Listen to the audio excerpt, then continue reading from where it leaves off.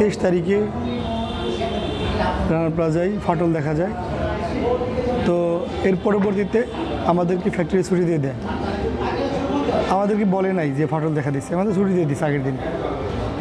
আমরা রাত 9টায় 21 টেলিভিশনে এবং আরও কিছু গণমাধ্যমে আপনার নিউজ হয় এবং টেলিভিশনে আমরা দেখি যে রানা প্লাজায় ফাটল দেখা দিচ্ছে, অথচ আমরা এই ভবনে চাকরি করি, আমরা জানি না। যারা অফিসাররা ছিলেন তাদের কাছে জিজ্ঞেস করি, বললো না এই ধরনের কোনো কিছু হয় নাই, সাধারণ কিছু। 8টা বাজে থেকে তো ডিউটি, 8টার সময় গেছি, কিন্তু ভয়ে তো ঢুকি নেই, কে ঢুকতে চাই নেই কে। তারপরে লাইন চিফ সুপারভাইজাররা যে হেরা জোর করে মানে ঢুকাইছে, যে ফ্যাক্টরিতে না ঢুকবো তার বেতন ওভার টাইম দেওয়া হবো না, তারা চাকরির থেকে বাইর করে দিন। মানে ভয়টা দেখাইয়া জোর করে ঢুকাইছে। চিন্তা করলাম যে মাসেরও শেষ, যদি না যায় চাকরি চলে যাইব, বেতন ওভার টাইম দিব না। ও তারপরে ভয়ে ভয়ে আর কি ঢুকছি। ঢোকার পরে কাজও ধরছি, কাজও করছি। করার পরে কারেন্ট চলে গেছে।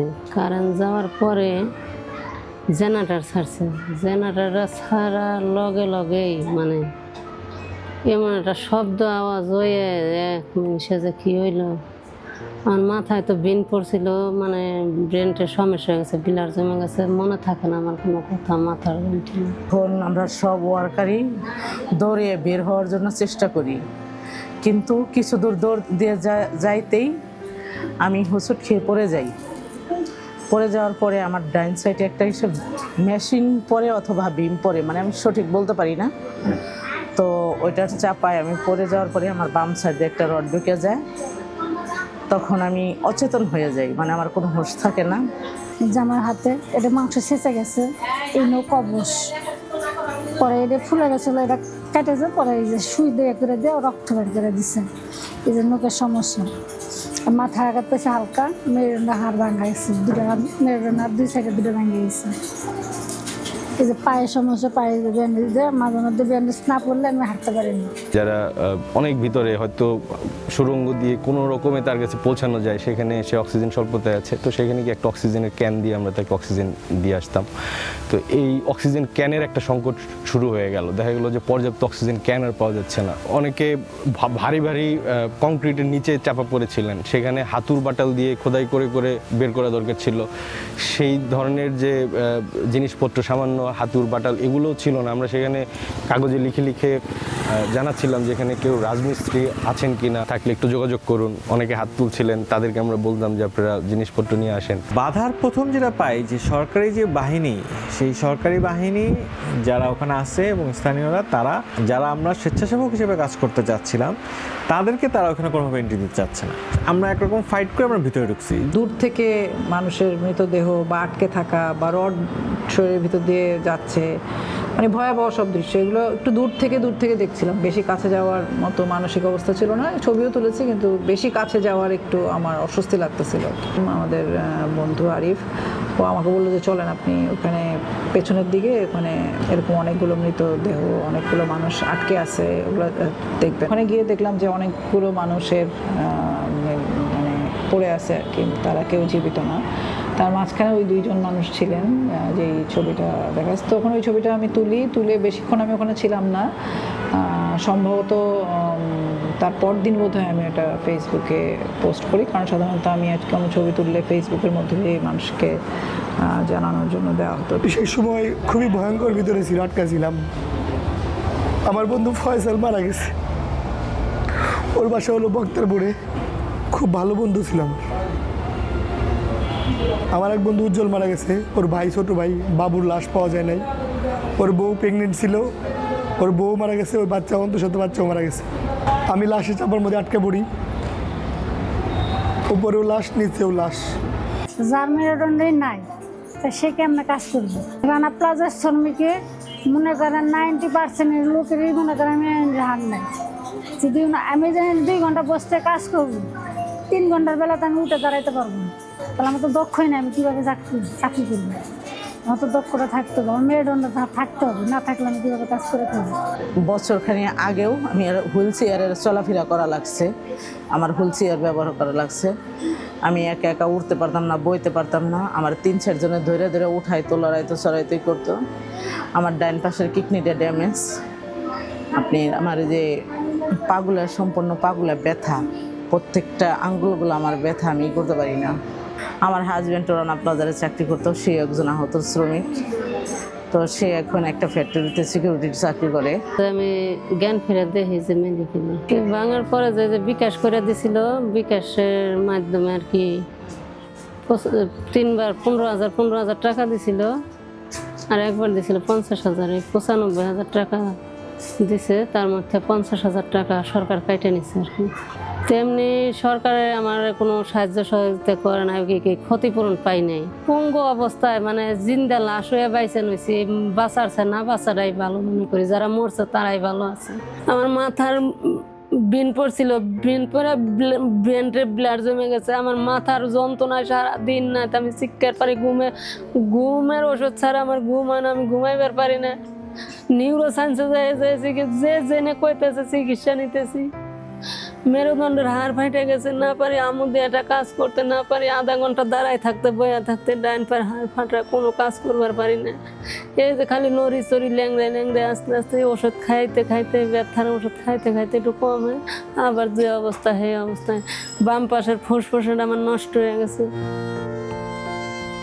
আর মানে শুধুমাত্র কোনোভাবে তার মাথাটা বের হয়, সে জাস্ট আমাদেরকে নিচ থেকে সে ডাকতেছে যে ভাই আমি এখানে আছি। তো আমরা অনেক চেষ্টা করতেছিলাম যে কোনোভাবে ওটা সরানোর বা ইয়ে করার জন্য, কিন্তু আসলে সেই সরানোর জায়গা মানে ইয়েটা আমরা পারতেছিলাম না। তো পরে লোকটা বলতেছে ভাই আমার এত কিছু লাগবে না, আমার পা কেটে ফেলেন তো। ব্যথায় এত কাতরাচ্ছিল, পা কাটছি হ্যাসকো ব্লেড দিয়ে, তখন ওই ও ধরে রাখছে, তখন আমাকে চালাইতে হয়েছে। একটা বিখ্যাত ছবি আছে, আপনারা দেখবেন যে সেখানে একজন আরেকজনকে জড়িয়ে ধরে শেষ মুহূর্তে তারা মারা গেছে। ছিল লাশের সাথে সৎকার করা বাবদ 10,000 করে টাকা দেওয়া হচ্ছিল। শ্রমিকদের পরিবারের, দরিদ্র পরিবারগুলোর জন্য 10,000 টাকা অনেক। সকল শ্রমিকের আইডি কার্ড কিন্তু সাথে পাওয়া যাচ্ছিল না, ফলে প্রথম 2-3 দিন পর্যন্ত অপেক্ষাকৃত যে একটু কম বিকৃত লাশের আইডি কার্ড যেগুলো পাওয়া যাচ্ছিল, এবং আত্মীয় স্বজনরা যেটা ডিমান্ড করতেছিল যে সে আমার, বা প্রমাণ দিতে পারতেছিল, সেই সাপেক্ষে লাশ হস্তান্তর করা হচ্ছিল। ধরচন্দ্র উচ্চ বিদ্যালয়, এটা একটা স্কুল, অনেক পুরনো স্কুল, অনেক বড় মাঠ, ওই বারান্দায় বডিগুলো রাখা হচ্ছিল। এখানে একটা ভলেন্টিয়ার টিম ছিল রেড ক্রিসেন্টের, যারা হচ্ছে লাশ রিসিভ করা, শনাক্ত করা, হস্তান্তর করা, এই পুরো প্রক্রিয়াটা আর স্থানীয় প্রশাসন তো ছিল। কিন্তু প্রচণ্ড গরমের কারণে 4 দিনের পরে কিন্তু লাশগুলো পচে যাচ্ছিল, যেগুলো বের হচ্ছিল। ওই লাশ শনাক্ত করার জন্য, ওটা তো একটা ডেড বডি যেটাতে ঢুকায়, হিমুকে আমরা না করছিলাম যে এই কাজটা করো না, কিন্তু হিমু এই কাজটা করছিল। অর্ধগলিত লাশের ভিতরে হাত ঢুকায় সে হচ্ছে আইডি কার্ড খোঁজার চেষ্টা করতো। এবং আমার মনে হয় যে রানা প্লাজার ঘটনার পর বাংলাদেশে যেমন মধ্যবিত্তর মধ্যে শ্রমিকদের প্রতি সহানুভূতি বৃদ্ধি পেয়েছে, সচেতনতা জানা বৃদ্ধি পেয়েছে, তেমনি সারা দুনিয়ার মানুষও যারা আসলে মূলত কাপড় কেনে ইউরোপ আমেরিকা, তারাও আসলে তাদের এই কাপড়ের পেছনে ভয়াবহ শ্রমজীবী মানুষের জীবন, সেই জীবনের গল্পগুলো জানতে শুরু করে আর কি রানা প্লাজার ঘটনাগুলো। সেখানে আমার ছবিটাও একটা ভূমিকা রেখেছিল বলে মনে হয়। হ্যাঁ, আমরা তো অবশ্যই একমত, কারণ আমরা গার্মেন্টস শ্রমিক সংহতি থেকে তখন একটা তালিকা করি। প্রথমে আমরা নিখোঁজ তালিকা করা শুরু করি, পরবর্তী সময়ে যতগুলো তালিকা ছিল, সরকারি সামরিক বাহিনীর তালিকা বা বিজিএমের তালিকা, সবগুলো তালিকাকে ক্রস চেক করে এবং নিজেরাও আমরা অনুসন্ধান করে আমরা 1175 জনের একটা তালিকা তৈরি করি, আর সরকার ঘোষণা করে 1136। ভিতরে ওইখানে খুবই মর্মান্তিক একটা দৃশ্য ছিল ভাই, ওই সময় খুবই ভয়ঙ্কর ছিল ভাই। লাশের শাড়ি ছিল ভাই, প্রসাব খেতে হয়েছে, পানি পাই নেই ভাই, প্রসাব খেতে হয়েছে, উপর থেকে রক্ত পড়তেছে, লাশের রক্ত খেয়ে ভাই পিপাসা মেটাতে দিয়েছে। ওগুলো মনে পড়লে ভাই আমি মানুষ থাকি না ভাই, আমার কেমন লাগে আমি বলতে পারি না। আমি সুস্থ হয়ে বাঁচতে চাই ভাই, আমি এগুলোতে আমি এগুলো বুঝতে চাই।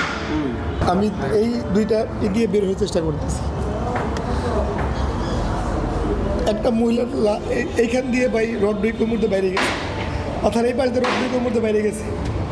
তো এই যে বাংলো যারা বিল্ডিং মালিক, এই যে PMGM, তাকে কোনো যারা যে আমাকে জোর করে ফ্যাক্টরিতে ঢুকাইলো তাকে তো কোনো বিচার পাইলাম না। তারা না জামিনে আছে, ঘুরে বেড়াইতেছে, অন্য জায়গায় ফ্যাক্টরি খুলে চালাইতেছে, কোনো বিচার পাইলাম না। তো আমরা গরিব দেখে কি আমাকে বিচার নাই, বড় লোক বিচার পায়, আর আমাকে এত জীবন এনে গেল, আমাকে কোনো বিচার পাইলাম না। আর এই যে যারা যেন এই যে উকিল আছে, যারা উকিলরাও কিন্তু কাজ করতেছে না, ওই সরকারের টাকা খাইয়া মুখ বন্ধ করে বয়ে রয়েছে। আর যারা এই যে NGO আছে, NGO যত ফেডারেশন আছে, আমাকে মাথা বেছে বেছে এরকম করে খাইতেছে, লাখ লাখ কোটি কোটি টেহাই না, তারা বড় লোক হইতেছে, অথচ আমরা ভিক্ষার ফকির রাস্তায় রাস্তায় চাইয়া চিন্তা ভিক্ষা করে খাইতেছি। আমাকে জীবন চলতেছে না, আমরা না খাইয়া না নুইয়া কষ্ট করতেছি। সরকার আমাকে কোনো খোঁজ খবর নিল না এই পর্যন্ত। ওনারা অন্য জায়গায় চাকরি নিবার গেলে পরে ওনারা আগে জিজ্ঞেস করে কোন জায়গায় চাকরি বলে রানা প্লাজারে, তখন গেট থেকে আউট, তখন আর ওনারা আর কিছু বলেন। যদি বলে আপনারা কেন নেবেন না, ওনারা বলে রানা প্লাজারের লোক আমরা নিই নি, রানা প্লাজারের লোক আমাকে নেওয়া কোনো অ্যালাউ নেই। তো তোমরা যদি পরপর অসুস্থ হইতে পারো, তোমার 2 দিন পর পরে যখন অ্যাকশন করো, তাই তোমাদের চাকরি নেওয়া যাবে। তাহলে আমরা কী করে খাবো বলেন? আমাদের যদি কর্ম না থাকে, যখন আমার ইনকামের বয়স হয়, তখন যদি আমি ইনকামটাই হারাই, তাহলে তো সবার কাছে আমি বুঝা, স্বামী কোন, সন্তান কোন, বাবা মা কোন, আর ভাই বোন কোন, বন্ধু বান্ধবী কোন, যাই কোন, সবার কাছেই তো আমি বুঝি। এই নিয়েই একটা ছেলে একটা মেয়ে, আমার সংসার অনেক কষ্টের ভিতরেই যাচ্ছে। এই জন্য মাননীয় প্রধানমন্ত্রীর কাছে আমাদের আবেদন একটাই, যে আমাদের ন্যায্য ক্ষতিপূরণটা দেওয়া হোক, আমাদের আজীবন দীর্ঘমেয়াদী চিকিৎসার ব্যবস্থা করা হোক, আর পুনর্বাসনের ব্যবস্থা করা হোক, আমাদের ছেলে সন্তান যেন লেখাপড়া করতে পারে ওই রকম একটা ব্যবস্থা করে দেওয়া হোক। রানা প্লাজা একটা ভয়ঙ্কর ব্যাপার ছিল হচ্ছে লাশের গন্ধ। তো সেখানে একটা সময় যখন কয়েকদিন পর লাশ পচা শুরু করে, আকাশে বাতাসে লাশের গন্ধ ছড়িয়ে পড়ে, সেই গন্ধ ঢাকা দেওয়ার জন্য আমরা এয়ার ফ্রেশনার ইউজ করা শুরু করি। ওই অক্সিজেনের ক্যানের সাথে এয়ার ফ্রেশনারের ক্যানও আমাদেরকে ঢাকা থেকে পাঠানো হচ্ছিল বিপুল পরিমাণের, কারণ সেখানে বাতাস এত দুর্গন্ধযুক্ত ছিল যে নিঃশ্বাস নেওয়া যাচ্ছিল না।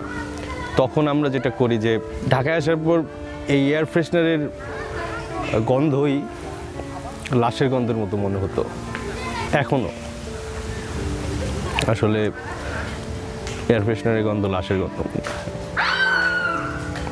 রানা প্লাজার আড়াপাড়ার দিকে একটা সনাতন কলোনির মতো ছিল, হ্যাঁ, যারা একটা অংশ মারা গেছে এখানে। তো আমি জানি না যে ওইটা কি ওই সনাতন হওয়ার কারণে হওয়ার কথা না, ওই পরিস্থিতিটাই এমন ছিল। তো ওনারা হচ্ছে হাউমাউ করে, তাদেরকে আমার খুবই অনেস্ট মনে হয়েছে, হাউমাউ করে চিৎকার করতেছে, দৌড়াচ্ছে। তো হয়তো কেউ ভাবছে যে আসলে এরা অভিনয় করতেছে, তো তাদেরকে আসলে মারে নাই, কিন্তু তাদেরকে ধাক্কা ধুক্কা দিয়ে ফেলে দিয়ে বের করে দেওয়ার চেষ্টা করতেছিল। এবং খুবই গরিব, চেহারা দেখে, চামড়া দেখে, কাপড় চোপড়, মানে চামড়া বলতে আমি বলতে চাচ্ছি যে মানে তাদের শারীরিক ফিটনেসের কথা সব মিলে বুঝতেছি ওরা ভয়াবহ গরিব আর কি। প্রায় 10-15 দিন পরে কনফার্ম হয় আর কি যে ওনার মেয়েটা মারা গেছে আর কি। জুরাইনও একটা খুব মানে ভয়ঙ্কর জায়গা, মানে তাজরিন, রানা প্লাজা, কিংবা আমি জানি না সামনের দিনে আর মানে এখানে সব এরকম পরিচয়হীন শ্রমিকের লাশ এখানে মাটির নিচে চাপা দিয়ে দেওয়া হয়। হিমুর আরেকটা কেস হয়েছিল, সে 2টা হাতের মধ্যে একটা হাত মানে হাত চাপা পড়ে আছে, তাই টানতেছে, সে উঠতেছে না, দিছে খুইলা চলে আসছে। মানে রানা প্লাজার পরে হিমুর মতো এরকম আরও অনেকে তারা আর স্বাভাবিক জীবনে ফিরতে পারে নাই। I am total failure person. I can't save the life, I can't save my comrades, I can't save my brothers sisters. যখনই 24 এপ্রিল আসে আমার জাস্ট একটা জিনিসই মনে হয় যে I M A total failure person.